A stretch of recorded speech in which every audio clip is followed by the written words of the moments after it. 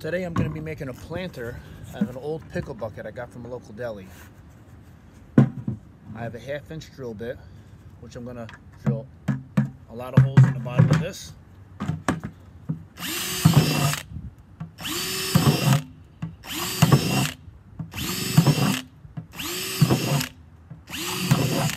Very simple.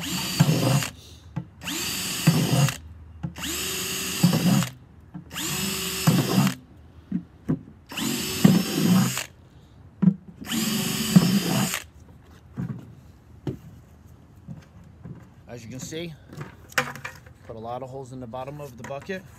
This is for the drainage. I'm going to be planting vegetables in this.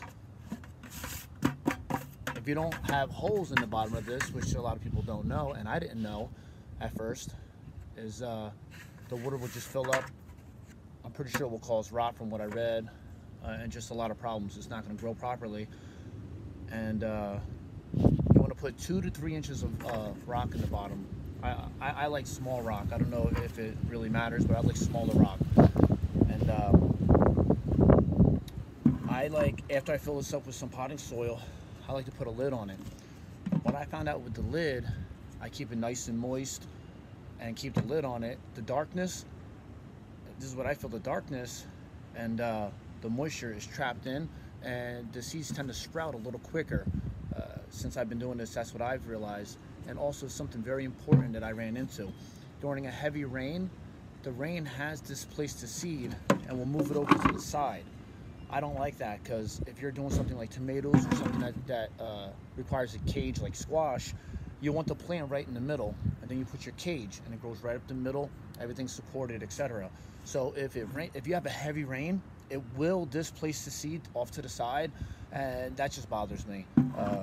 It may not bother other people. Cucumbers, really doesn't matter because you can put the trellis on the side, but in the beginning, I always keep the lid on and you could check it, and I've had very good results with this. This is for people that don't have a lot of room, or just different places to put it. If you have a rabbit or a groundhog on your property, you're going to want to put this up a little higher, because they've eaten my plants in the past, and after starting them growing, it's very frustrating to have them eaten.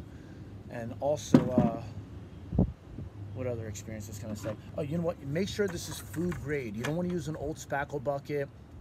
I've seen nail salons throw out buckets, and they have the chemicals in it that they use in there. Delis will give them to you because it's better than throwing them away and going in a landfill. Dunkin' Donuts, I know they use their cream and their frosting they put inside food grade buckets. So it's free. Ask them for the lids. Sometimes they may not save the lids, but